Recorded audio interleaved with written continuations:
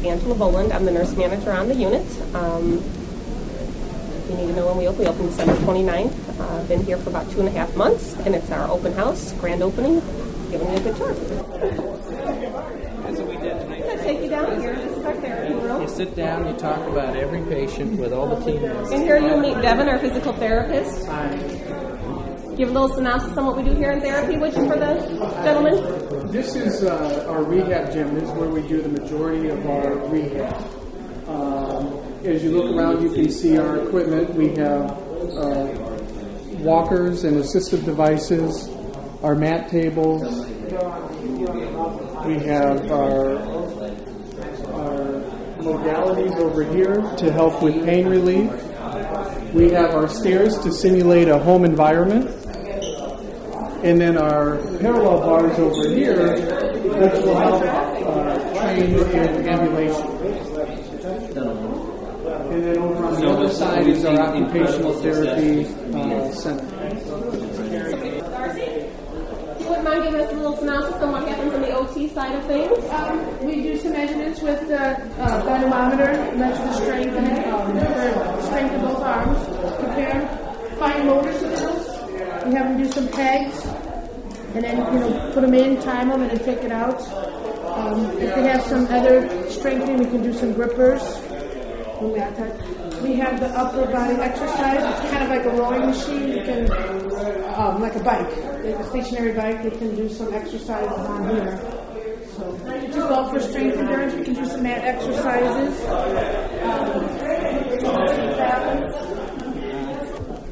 Here we have our kitchen area. This is Gwen, one of our wonderful occupational therapists here at the hospital. And she can give a little synopsis on what happens in this area of the facility. Okay. Well, this is the area where we have our patients doing their laundry. We want to, as closely as possible, sort of recreate what they need to do at home. So no matter what their diagnosis that they come in here, we have to try and meet those needs by setting it up and redoing and reenacting anything they would have to do at home. So that would be the laundry. And in the kitchen, we have them fixing their own meals, doing housework, washing the dishes, bending down to get pots and pans out, using the hot stove, Loading the dishwasher. loading and unloading the dishwasher. Yes, anything that they have to do at home, they have to be able to simulate here. And it's a really good way also of checking to see, is their balance okay? Are they safe? Do they make good judgment calls before sending them home, especially if they're going to be alone?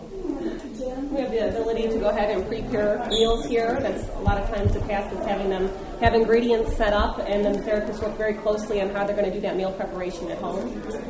Microwave use, stove use, which I'm just happy for the patients and the staff. All right, we're going to head on through this way. We have case management and social work. Our admissions coordinator office will be here as well. So they do a lot of that discharge planning, getting the patient's needs set up for home.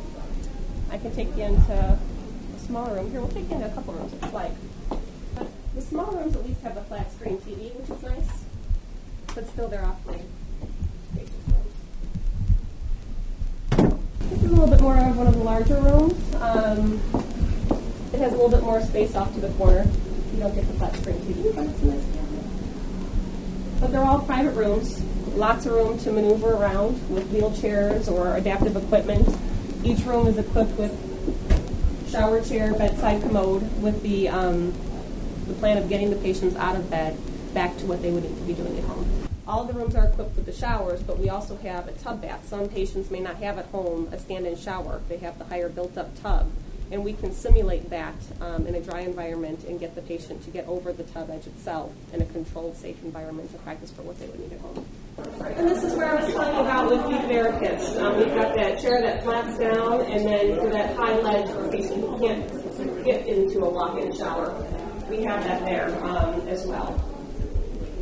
And that's come in handy already with patients because, again, so many houses don't have that just straight walk-in. And we've got many people in there just to even, you don't even need to get them wet. But we can get them in here and get them wet because then the environment changes. And they need to be in a controlled environment to think, how is this going to affect me when I get home? They may think that they're safe, but until you actually do it, simulating is only going to get you so far. Actually doing it is what's going to keep the patient safe at home.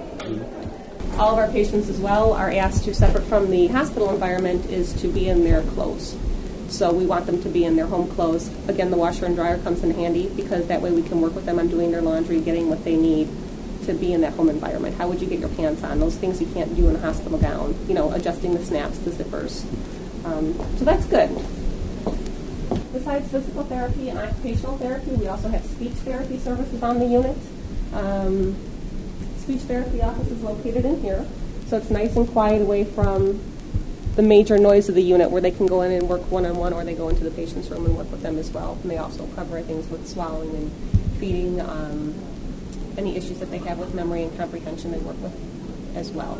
We like them to be able to do 3 hours of therapy a day, 2 disciplines, whether it be PT and OT. Those are the key requirement ones, is the PT and OT, and we can add on speech to that, but it's the 3 hours of intensive therapy. We do offer a graduated program here at the hospital, and that is something that we can tailor to meet the individual needs and work them up to that 3 hours, which is one of the unique and special things about our program as well. There's a variety of patients. There's 13 different categories of patients that we can have on the unit, 13 different classifications. They can fall out of that 13 if they have different comorbidities involved in their care. Typically they are ortho-type patients, they are neurological type patients, motor vehicle accidents, multiple fractures, stroke.